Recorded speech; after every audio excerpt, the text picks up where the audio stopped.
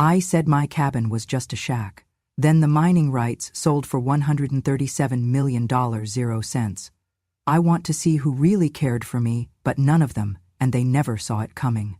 Lynn had called me 2 days earlier, her voice softer than I'd heard in years. She told me Benjamin would be away on business for the week, and that I could stay with them until my leg healed. The thought of warmth, of seeing my daughter without the constant shadow of her husband, carried me through the long bus ride and the slippery walk up their street. But when I reached their door, Benjamin was already there, leaning in the frame, eyes cold, as if he'd been waiting just to turn me away. Before I could even set my bag down, Benjamin's voice cut through the winter air. "We do not take in cripples here. Go back to your rotting shack. At least the rusty nails there do not complain." Benjamin's voice sliced through the winter air like a knife, each word sharp, deliberate, and meant to wound. He leaned against the doorframe as though he owned not just the house but the ground under my feet. His lips curled into a smirk, the kind that told me he wanted me to remember every syllable long after I left. Lynn stood just behind him, arms folded tight across her chest, her sweater sleeves bunched at her elbows. "Mother," she said without stepping closer, her tone as cold as the snow falling between us, "you should understand this is not a place for people with no future to be taken in." No one moved to open the door wider. No one reached for my coat or asked me to come inside. Snowflakes clung to my hair, melting into cold trickles down the back of my neck, but the chill that seeped into me was older, deeper, and had nothing to do with the wind. I shifted my weight on the wooden crutch, the rubber tip slipping slightly on the icy porch. My right hip throbbed from the break I had suffered 6 weeks earlier, a constant reminder of the night I slipped on my own cabin steps. I had thought, naively, that I could accept my daughter's invitation, recover in the warmth of her home, and then return to my life in the Alaskan backcountry. I had not counted on the welcome being colder than the road I'd limped up to get here. "Just until I can manage on my own again," I said, my voice sounding smaller than I wanted. "A couple of months." "I will stay out of the way," Benjamin laughed once, a sharp, humorless sound. "And what then? You will limp back to that pile of timber you call a home? Or will you expect us to keep you until you finally keel over? We are not running a hospice here." Lynn's eyes flicked to mine, and for a moment I thought I saw something. Hesitation, maybe, or guilt, but it vanished as quickly as it came. "It's not a good time, Mother. We have our own lives to manage. You should be in a place suited to your needs." A place suited to my needs, I knew exactly what she meant. Somewhere far away, out of sight, where she would not have to explain me to her friends, or justify my presence to her husband. Behind them, in the glow of their living room, I saw my grandson dash across the carpet with a toy airplane, his laughter muffled by the glass. For one irrational moment, I wanted to call out to him, just to hear my name on his lips. But I did not. I had already been told, without them needing to say it, that my presence here was unwelcome. The smell of roast beef and cinnamon drifted out into the cold, a cruel contrast to the emptiness settling in my stomach. I glanced down at the steps I had just climbed, each one crusted with ice, knowing they would be twice as treacherous on the way back down. "All right," I said finally, not because I agreed, but because I understood there was nothing else to say. Benjamin's smirk deepened, as though my retreat confirmed some unspoken point in his favor. Lynn stepped back into the hallway, and the door closed between us with a finality that was almost a relief. The wind caught the edges of my coat as I turned away from the house, tugging at me like it wanted me to keep moving. Snow had already filled my footprints from the walk up, erasing any sign I had ever been there. Each step down the drive was deliberate. Plant the crutch, shift my weight, drag my bad leg forward. The snow squeaked under my boots, the sound loud in the silence. By the time I reached the street, the yellow light spilling from their windows had blurred into the snowfall, then vanished completely when I turned the corner. I told myself not to look back. Looking back would make it harder to ignore the fact that my own daughter had left me standing in the cold like a stranger. The air burned in my lungs, the cold biting through my gloves and into my fingers. Somewhere in the distance, a dog barked, the sound carrying eerily in the frozen air. I kept my eyes on the path ahead, though there was little to see, just the dark outline of trees against a sky the color of steel. By the time I reached the main road, the pain in my hip was a steady pulse, but I kept moving. The cabin was miles away, and the thought of the long walk ahead might have daunted me once. Tonight, it simply matched the heaviness in my chest. Benjamin's words replayed in my mind with each crunch of snow under my boots. Not just the cruelty of them, but the casual way he delivered them, like stating the weather. Lynn's silence hurt more than anything. Words can cut deep, but silence, the kind that lets cruelty stand unchecked, carves wounds that do not close. I had thought coming here was about finding temporary shelter. I see now it was about something else entirely. A final confirmation of where I stood in my daughter's life. And as the snow swallowed the sound of my steps, I made myself a quiet promise. I would not knock on that door again. Not here. Not ever. What they did not know, what they could not know, was that I had learned long ago how to survive in the cold. And the cold, for all its cruelty, has one advantage. It preserves. It keeps things intact. Memories. Words. The kind of hurt that, given time, turns into something else entirely. Something solid. Something that waits. When Lynn told me she was getting married, she had that glow in her eyes I had not seen since she was a little girl. She sat across from me at the small kitchen table in my cabin, a cup of tea in her hands, her voice quick and bright as she told me about Benjamin, how he made her laugh, how he talked about wanting a family, how he had big plans for their life together. I listened, my hands wrapped around my own mug, letting her finish before I asked the questions a mother cannot help but. "How does he manage with money?" I said. Lynn's smile faltered just a touch. "He's had some bad luck. Investments that didn't work out, but he's turning it around."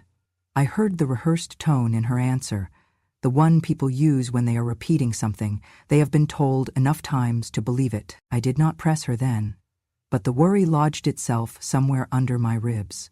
2 months later, she came back with a different kind of glow, an excited, hurried energy as she spread glossy wedding brochures across my table. She talked about venues with crystal chandeliers, a 10-piece band, custom floral arrangements that would be flown in from out of state. She wanted to know if I could help them with the cost. "Help how?" I asked. Benjamin had already joined her by then, leaning against the counter like he owned the place. "We figured you could loan us some money," he said, his tone casual but his eyes sharp. "You don't have much to spend it on out here, right? It's not like that shack eats up your savings." I set my cup down. "How much are you asking for?" He named a number that made my stomach tighten. I knew what that kind of debt could do to a young marriage, especially when one partner was already in deep. "No," I said, keeping my voice calm. "I'm not putting that kind of money into a party. If you want to get married, you can do it simply, and you can do it without starting your life together in more debt than you can handle." Lynn's face went still. Benjamin smiled, but it was the wrong kind of smile, tight, almost smug. "So that's how it is," he said. "The first time we ask you for anything, you turn us down." "This isn't about turning you down," I told him. "It's about protecting you both. A marriage is not built on a one-day spectacle. It's built on what you can manage day after day." He said nothing more to me that afternoon, but the look he gave me as they left was something I could not forget, a look that promised he would not let the matter rest. After that, I began to hear things. A cousin called, awkward in her small talk, before saying, "I heard you don't approve of Benjamin, that you've never liked him." Another relative mentioned how, people are saying, I refused to contribute a dime to my daughter's happiness. The words were the same no matter who repeated them, too precise to be anything but rehearsed. By the time the wedding came around, a smaller affair than they had planned, Benjamin had laid the groundwork. I was the bitter mother who never thought any man was good enough for her daughter. I was stingy and obsessed with her shack. In his version of the story, my refusal to give them money was not about concern, it was about spite. The worst of it was overhearing him one evening at a family gathering, his voice carrying from the kitchen to the hall where I stood unseen. He was laughing with one of Lynn's uncles. "She's got nothing," he said, "living out there like it's worth something, when it's really not." The uncle chuckled along, and I felt the sting of the words more than I wanted to admit. I could have fought back. I could have called him out in front of the whole family, laid out the truth about his debts and his spending, the way he leaned on Lynn's paycheck while boasting about his business ventures. but I knew what would happen if I did. He would twist my words, make me the villain again, and Lynn would side with him. Love makes people blind, and she was still deep in that blindness. So I said nothing. I let the gossip curl around me like smoke, choking but invisible. I went back to my cabin, kept to myself, and carried on. The irony was that not long after the wedding, their first child, my grandson, fell ill. A respiratory infection, the doctor said, but severe enough to require a week in the hospital. I found out through a mutual friend, not from Lynn herself. The bills were high, and Benjamin's insurance was not as comprehensive as he had claimed. I called the hospital, settled the balance quietly, and asked the staff not to tell them who had paid. I never heard a thank you, and I never expected one. But I did hope that somewhere, in some small way, they might realize there was more to me than the story Benjamin had been selling. That hope was wasted. A few months later, at a barbecue, I watched Benjamin toss a beer can into the trash and smirk as he told a neighbor, "Her? She's a miser. Sits on her pennies like they're gold bars. Lives in that dump of hers like it's some kind of treasure. Truth is, she's just too proud to admit she's broke." I turned away before he saw me, my hands tightening around the paper plate I was holding. It was not pride that kept me in the cabin. It was history. It was the land my parents had worked, the walls my father had built with his own hands. It was the place I had chosen to keep, not because it was all I had, but because it was worth more to me than any number of glossy venues or showy gestures. Benjamin would never understand that. End of chapter 3. Recorded in August of 18... And Lynn, caught between the man she loved and the mother she once trusted, would not try. So I let him talk. I let him believe he had won whatever battle he thought he was fighting. I stayed silent, but I remembered every word. And if there is one thing I have learned about silence, it is that it is not empty. It waits. It holds on. It gathers. Its own kind of weight until the day comes when it is no longer silent at all, but something far more powerful. The cabin sits at the edge of a frozen lake, its roof heavy with snow for nearly 8 months of the year, the pines around it bending under the weight of winter. I have lived here most of my life, though it was not mine to begin with. My father built it in the summer of 1949, every plank cut by hand, every nail hammered in with care.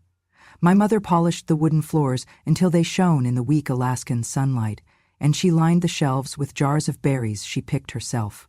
The walls hold their voices even now, though they are quieter, fading like the photographs in the tin box under my bed. It is cold here, even in July. The kind of cold that seeps into your bones and makes you move slower, think longer. Some people would call it lonely, but I never did. I called it mine. Every creak of the floorboards was familiar, every gust of wind against the windows, a part of the life I had chosen to keep. After Lynn married Benjamin, she came here less and less. The last time she visited with my grandson, he was still small enough to sleep in my arms. I knitted him a woolen hat with ear flaps that winter, the same pattern my mother once used for Lynn. I remember him smiling when I put it on his head, but Benjamin made a face and muttered something about old-fashioned junk. I pretended not to hear. From then on, I started sending gifts instead. Scarves, mittens, little toys carved from driftwood I found on the lake shore. I thought it would be a way to stay connected, a quiet reminder that I was still here, still thinking of them. One January afternoon, the postal carrier handed me a box with my own handwriting on it. Inside were the mittens I had knitted for my grandson, still folded neatly, along with a sticky note in Lynn's handwriting. "We don't take second-hand things." Second-hand. I sat there with the box in my lap, my breath clouding in the cold air. I had made those mittens myself, from yarn I'd bought new in town. But to her, it was just another reminder of the life she had decided was beneath her. I did not send another gift after that. Life settled into a rhythm. Mornings were for feeding the wood stove, boiling coffee, and checking the traps I set near the lake. Afternoons were for mending things, clothes, fishing nets, the old quilt that had belonged to my mother. Nights were long, the kind of long that makes you count the hours until the sun will rise again. Sometimes I would think about selling the cabin, moving into town where there were neighbors within shouting distance, where I could buy groceries without driving 30 miles in the snow. But every time the thought came, it ran into the same wall. This cabin was more than wood and nails. It was the last thing my parents had put into my hands. Leaving it would feel like erasing them. Still, the winters grew harder. My hip ached in the mornings, my hands stiffened in the cold. The radio was my only regular voice from the outside world. I listened to news from far-off places while the snow fell outside, sometimes wondering if Lynn ever thought of me during her busy city days. It was during one of those endless winters that I decided to try something. I began telling anyone who asked, neighbors, the few relatives who still called, that the cabin was falling apart. I mentioned a leaky roof, mold in the walls, the kind of repairs I could never afford. I let my voice catch when I spoke about how cold it got inside when the wind came in through the gaps. I wanted to see who would offer to help, who would come check on me without being asked. Weeks passed, no one came. When I spoke to Lynn on the phone, a rare occurrence, she would rush through the conversation, mentioning how busy she was. "You should think about moving," she'd say, her tone brisk as if the matter was simple. "It's not safe for you there anymore." But she never followed it with an invitation, never said, "Come stay with us." It struck me then, the strange math of family. How they could be concerned enough to advise you to leave, but not enough to give you a place to go. The only visits I got were from the weather itself. Some mornings, the fog rolled so thick across the lake I could barely see the tree line. Other days, the sky was so clear I could count the stars long before nightfall. I learned to listen for the groan of the ice, the snap of a branch under the weight of snow. Out here, nature speaks more often than people do. And yet, for all the silence, I felt watched. Not by eyes, but by memory. My mother's hands in the garden, my father bent over the workbench, the way Lynn used to run down to the dock in summer, bare feet slapping the boards. Those ghosts kept me company in a way the living no longer did. By the time spring came and the snow began to melt into streams along the path, I had accepted that the cabin and I were alike, too old to be taken seriously, too stubborn to be discarded. It was falling apart, so was I, and we would hold each other up for as long as we could. I did not yet know that all the years of being quietly pushed aside and spoken of with contempt were about to turn into something else entirely.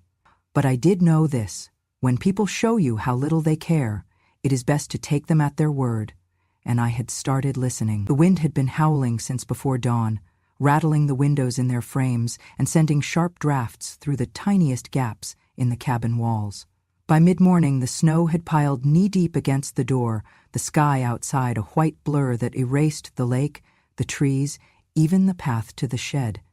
The radio had gone silent hours earlier, replaced by a low hum that meant the power was out again. The woodpile by the stove was down to 3 logs, each one damp from the last thaw and slow to catch fire. I had been careful in the days leading up to the storm, checking the generator, stocking up on food, making sure I had enough kerosene. But no one can prepare for a storm like this, the kind they call once in a century and mean it. The wind pressed against the walls as if it wanted to come inside and finish what the cold had started. My hands were numb even under my gloves, my breath clouding in front of me though I stood inside. By late afternoon, I could feel the temperature dropping fast. I had eaten the last of the bread that morning, scraping the jar of jam clean, and there was only a handful of beans left in the pantry. The generator sputtered and died, taking the faint hum of the electric heater with it.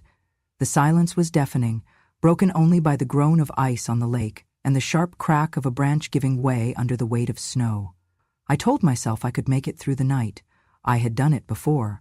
But the truth was, my hip ached so badly I could barely move without bracing myself against the furniture, and my chest felt tight with every breath. The cold was not just in the room, it was in me. I thought of that day on their porch, the invitation Lynn had given me so quickly erased by Benjamin's contempt. Calling now felt like reopening an old wound, but the storm left me no choice.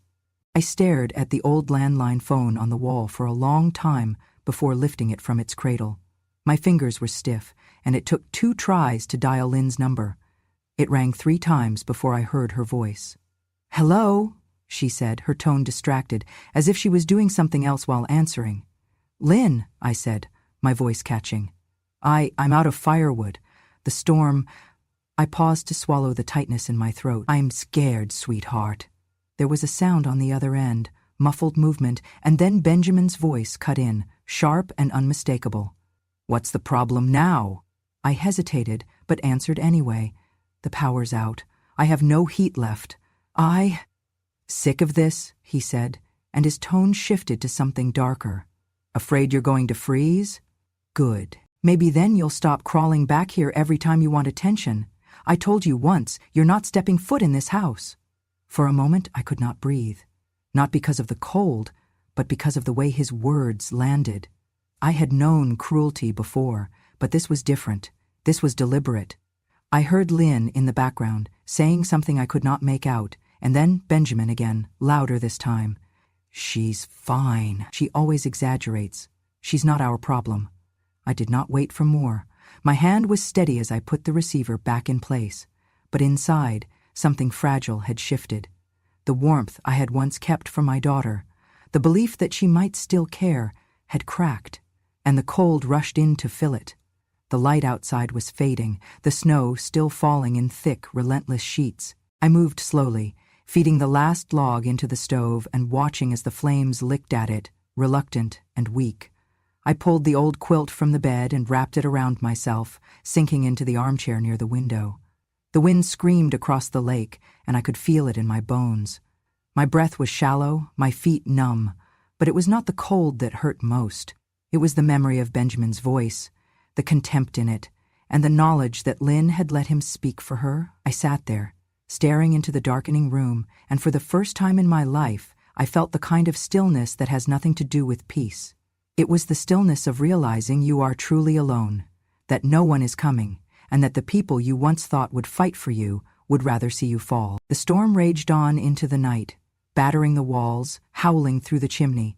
I closed my eyes and let the sound wash over me, cold and merciless, until it felt almost familiar. Out here, in the silence between gusts, I understood something I had not before. Cold does not just kill, it teaches, and I was learning fast. The city was noisier than I remembered, its streets restless with traffic and voices even in the early afternoon. I had come unannounced, telling myself I only wanted to see Lynn, maybe surprise her with lunch, maybe bring her a jar of blueberry jam I had made at the end of summer.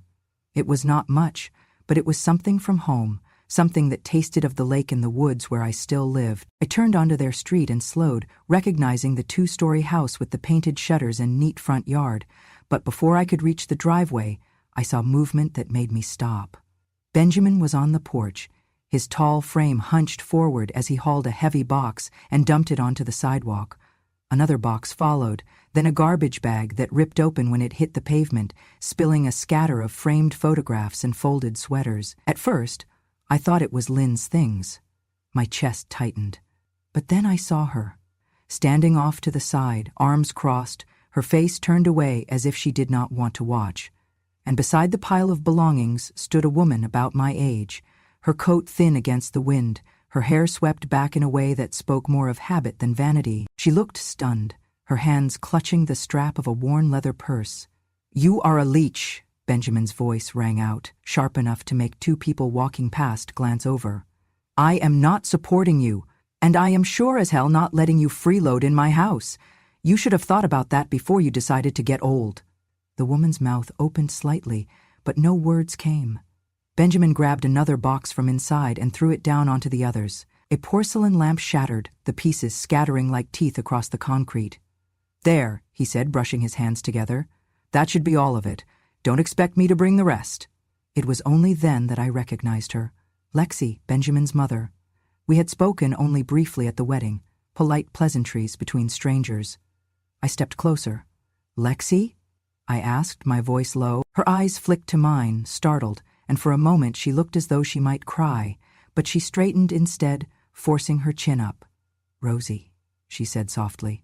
Benjamin looked over his shoulder, his expression souring. "What are you doing here?" "I came to see Lynn," I said, keeping my tone even. He snorted. "Well, you can see that we are busy, unless you came to take this lot off my hands too." He gestured at Lexi's belongings with a flick of his hand, as if they were trash.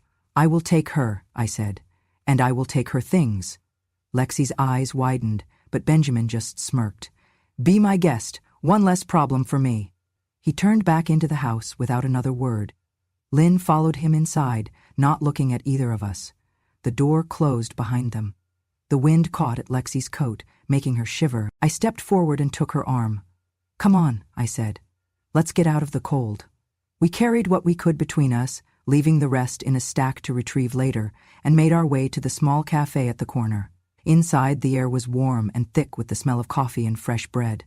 We found a table in the back, away from the windows. For a while, she just wrapped her hands around the mug the waitress brought her, letting the heat seep into her fingers. When she finally spoke, her voice was steady, but the words came slow.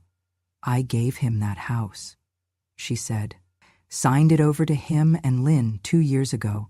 He said it would make them more secure, help them start their life together without worrying about a mortgage. There was one condition: he wanted me to move in until I could get a place of my own. He told me it would be nice to have me there while they got settled." She took a sip of coffee, her eyes on the table. I should have known.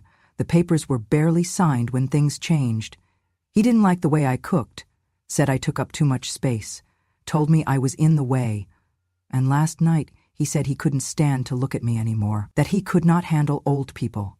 I thought of the way he had spoken to me, the way he had looked at me like something inconvenient that had to be removed.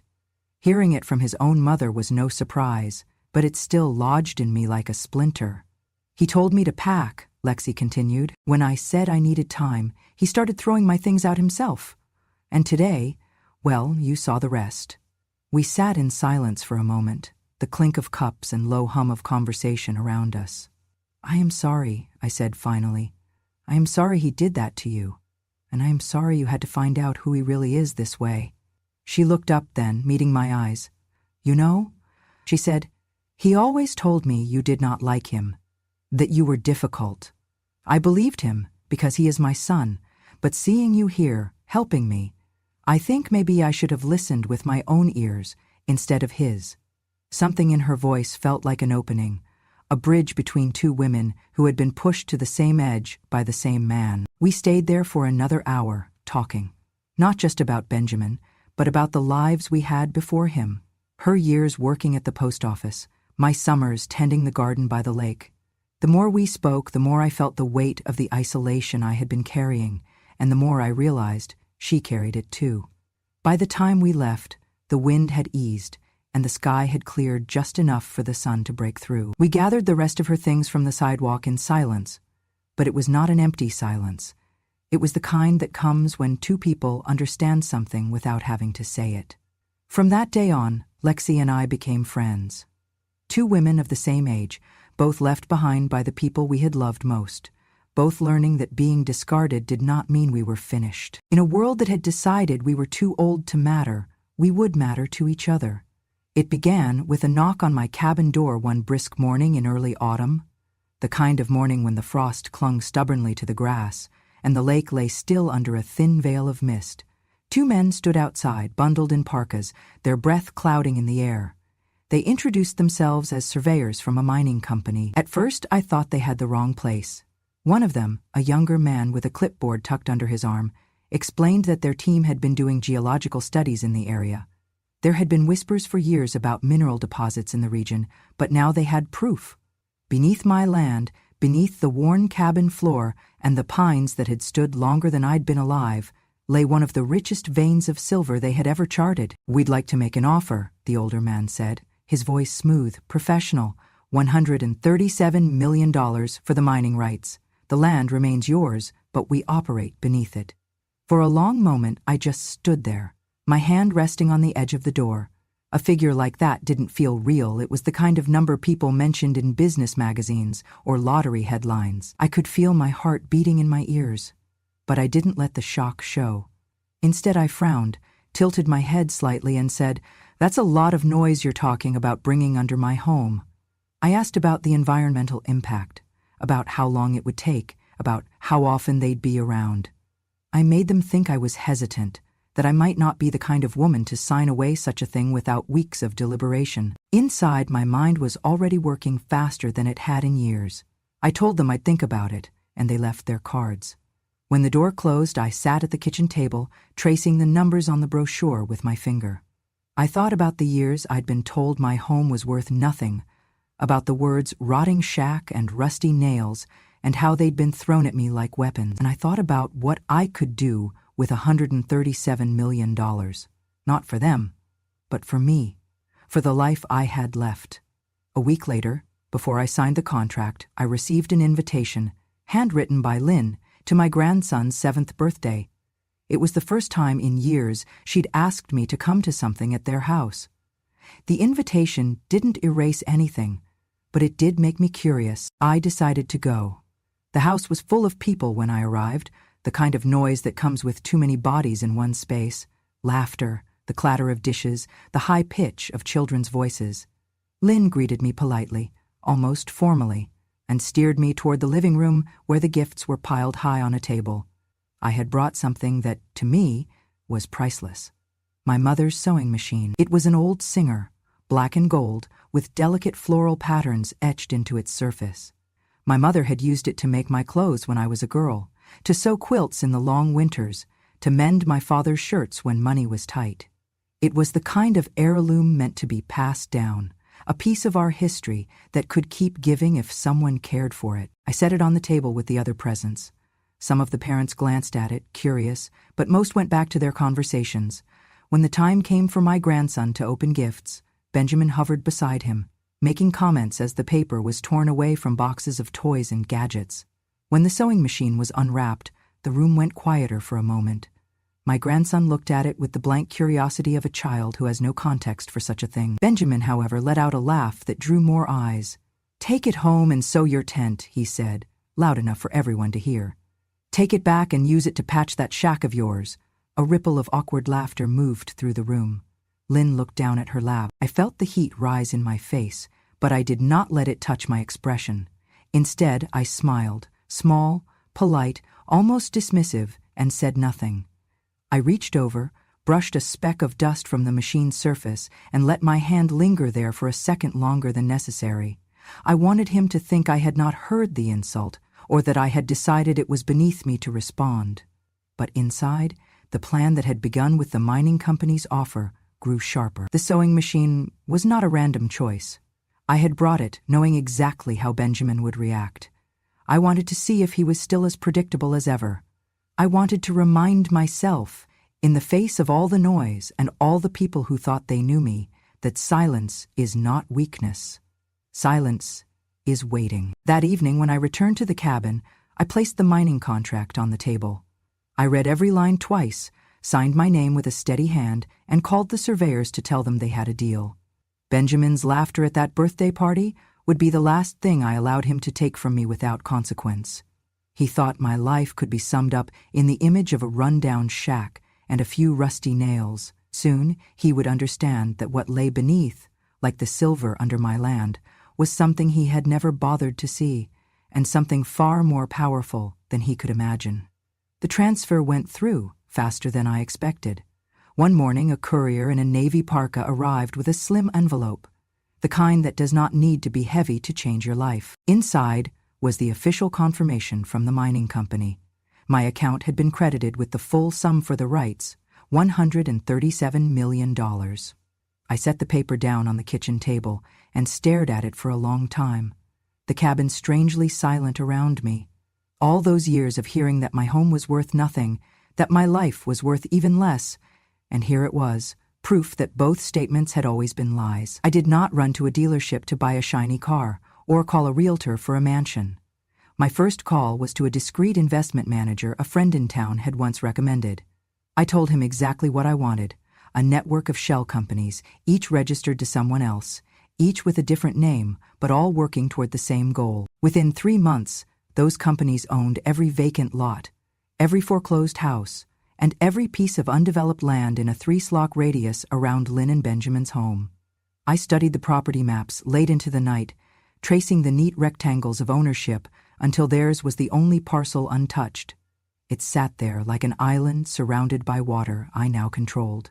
When the time was right, I would drain that water and watch the island sink. Lexi was the only person I told, and even then, I did not give her every detail. She had moved into a small apartment nearby with the few things Benjamin had not destroyed, and we met often for coffee. One morning, over steaming mugs, She told me something that made my jaw tighten. "Do you remember when I had that bruise on my cheek at the wedding?" she asked. I nodded slowly. I had assumed it was an accident she did not want to talk about. "It wasn't," she said. "Benjamin has always had a temper. I thought maybe he'd change with Lynn, but he didn't. He just got better at hiding it."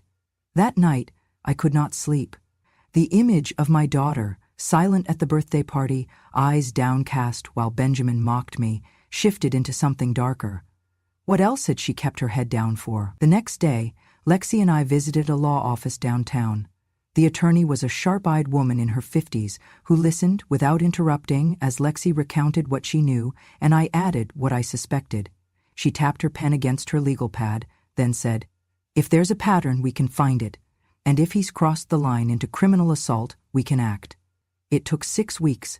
The lawyer's investigator spoke to neighbors, co-workers, anyone who might have seen or heard something. Medical records were obtained, photos of injuries reviewed. It all painted a picture I had dreaded but expected. Benjamin had not just shouted at Lynn, he had put her in the hospital twice. Once for a fall down the stairs that the attending physician had noted was inconsistent with the injuries, and once for a broken wrist she claimed happened when she slipped on ice. The evidence was enough. One crisp morning, while Benjamin was on his way to his car, 2 police cruisers pulled up in front of their house. I was not there, but Lexi was. She said he looked more annoyed than scared as the officers cuffed him, as if this was just an inconvenience he could talk his way out of. Lynn stood on the porch, pale and silent, watching her husband being read his rights. The charges were serious: felony domestic assault, intimidation, and obstruction for lying to officers during prior incidents. He was taken into custody and held without bail pending trial. For a moment I thought this might be enough. He was out of her life for now, and the net I'd been weaving around their home was nearly complete. But the truth was, this wasn't only about punishment, it was about balance. Years of insult, of being pushed aside, of watching him strip dignity from everyone around him had tipped the scales. I wanted them even again. That night, I sat with Lexi in her kitchen, the hum of her refrigerator filling the pauses in our conversation. She looked at me over the rim of her teacup and said, "You're not finished, are you?" "No," I said, "not yet." I thought of Benjamin in a cold cell, still believing he could talk his way out of anything. I thought of the look on his face when the notice would come, informing them that their street, his precious territory, was slated for redevelopment, that the companies buying up everything had not been strangers at all, that the woman he called worthless had been behind it from the start, and for the first time in years I felt warm. Not from the heat of a stove or the layers of blankets on my bed, but from the quiet certainty that this was no longer a story about loss. It was becoming a story about return, about taking back every inch of ground I'd been forced to give. The night Benjamin came for us was so still it felt unnatural, as if the whole forest outside had stopped breathing. Snow fell in slow, deliberate flakes, each one catching in the amber glow of the porch light I'd forgotten to turn off. It was close to midnight. Lexi had gone to bed early with a headache. I was in the kitchen, cradling a mug of chamomile tea, reading under the small lamp above the counter. That's when I heard it, a crunching step on frozen snow, too heavy, too purposeful to be an animal. I moved to the window and eased the curtain back just enough to see. A shadow detached itself from the tree line. Even before he stepped into the light, I knew the way he moved, shoulders forward, stride full of intent. Benjamin. My stomach turned to ice. The news had said he was still in custody, awaiting trial. Clearly, that wasn't true anymore. I backed away from the window, my mind ticking through what I could do. The lock on the door was strong, but it wouldn't last long against a determined man, and Benjamin was nothing if not determined when he thought someone had crossed him. There was no knock, just the sharp, brittle sound of glass shattering in the mudroom, followed by the heavy thud of boots on the floor. I reached for the phone, thumb hovering over the keys, but before I could dial, he was in the kitchen doorway. The knife in his hand caught the lamplight, gleaming cold and sharp. His eyes were wild, his breath short, a thin layer of sweat on his forehead despite the freezing air. "You," he spat, his voice low and shaking with fury. "You ruined my life. Both of you. Lexi appeared at the end of the hallway, her face pale. His gaze slid to her, and his mouth twisted into a sneer. "You think you're safe here? You think she," he jabbed the knife in my direction, "can protect you? You're both leeches, and leeches get cut out." Before I could move, another figure stepped in, Lynn. I hadn't even heard her arrive earlier. She planted herself between Benjamin and us, her hands raised, her voice soft but steady. "Ben," she said, almost gently, "you don't want to do this." "The hell I don't," he snarled. "If you put the knife down," she continued, "we can talk. We can figure this out. I'll come back. We can start over. Just put it down." Her left hand slipped into her coat pocket, fingers pressing against her phone. I knew that motion well enough to recognize it. She was calling 911 without looking. Benjamin's grip on the knife shifted. "You're lying." "I'm not," she said, her tone level. "But I can't talk to you while you're holding that thing. We can't fix anything like this." She kept talking, stringing words together, her voice filling the space while the minutes crawled by. I could hear the faintest sound from outside, the crunch of tires over snow, doors opening, boots hitting the porch steps. "Ben," Lynn said suddenly, her voice sharper, "look at me." He did, and that was when the kitchen door burst open. 2 officers rushed in. One grabbed his knife arm, the other shoved him hard against the counter.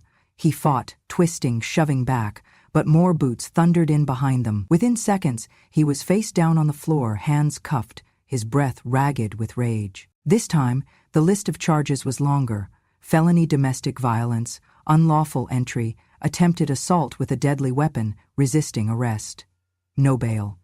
No more waiting for trial from the comfort of home. They dragged him out into the snow. I watched his face when the reality sank in, not just that the night was over, but that everything was over. His grip on Lynn, his control over Lexi, the smug way he'd always believed I was powerless. It was all gone. Inside, the 3 of us stood in the kitchen, adrenaline still humming. Lynn turned to me, her eyes wet. "Mom, I was wrong," she whispered. "I want to start over. If you'll let me." I didn't answer then. The wound was still too fresh. I simply nodded and went to check on Lexi. It was a week later, when Lexi caught a bad cold, that I found my answer. I walked into the bedroom to see Lynn sitting at her bedside, laying a cool cloth on her forehead, murmuring something as she adjusted the blankets. There was no impatience in her face, no hurry, only care. I stepped closer, laid my hand on her shoulder. She looked up, and I pulled her into an embrace. "It's never too late to start again," I told her. That spring, the 3 of us, me, Lynn, and Lexi, moved into a bigger house on the edge of town. The mornings filled with sunlight through wide windows, the afternoons with the smell of bread baking, the nights with the murmur of voices around the table. Being abandoned doesn't mean you're alone. Sometimes it just means you were waiting to find the right people. And when you do, that's when you finally have a family. And that's my story. Not a tale of revenge served in anger, but one served in patience, silence, and truth. The kind of justice that doesn't shout, it simply arrives, undeniable and final. If you've been through something like this, if you've ever been underestimated, pushed aside, or told you don't matter, remember, your worth is not for them to decide. Time has a way of proving the quiet ones right. I've lived long enough to know that the best endings aren't always loud. Sometimes they're just peaceful mornings in a home full of love, with the right people by your side. If you want to hear more true stories from my life, stories of betrayal, sacrifice, and the quiet strength it takes to keep standing, subscribe to Grandma True Stories, because revenge may have no expiration date, and wisdom? Well, wisdom only grows stronger with time.